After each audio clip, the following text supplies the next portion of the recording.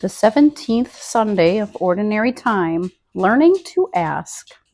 The Prayer of Abraham.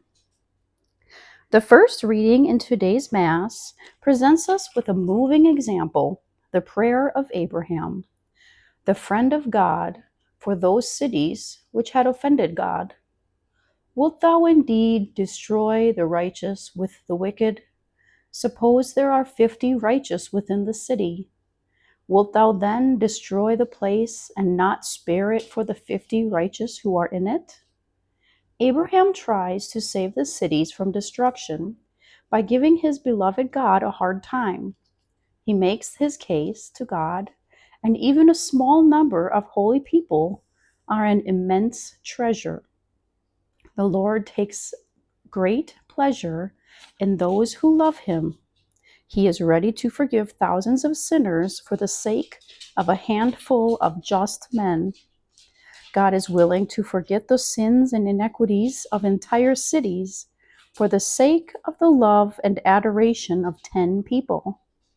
This is an unmistakable teaching for all of us who seek to follow the Lord closely.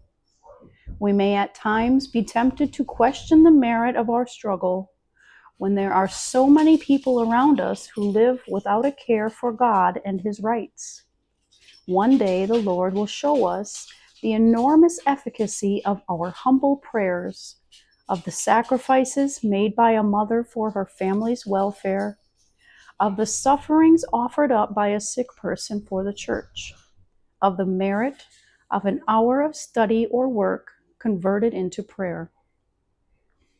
Yahweh was willing to save Sodom and Gomorrah for the sake of only 10 just men. According to divine logic, the good works of a few people can outweigh in value the sins of thousands. When we struggle to be faithful, we are bound to experience the joy of knowing that we are pleasing him, for God listens attentively to our prayer. We ought to pray every day for our society, a society which seems to be moving further and further away from its Creator. As St. John Paul II points out, in this regard, I think that Abraham's prayer and its contents is very relevant in the times in which we live. Such a prayer is so necessary to negotiate with God for every just man to redeem the world from injustice. We finish today's prayer with resolve that we must learn to pray as sons of the Father. We have to go to the Lord frequently each day. Truly, like those many sick people in the Gospels, we need to be brought to Jesus to be cured. The Blessed Virgin will teach us how to be daring in our petitions. We ask her to help us do an effective apostolate where we live and work.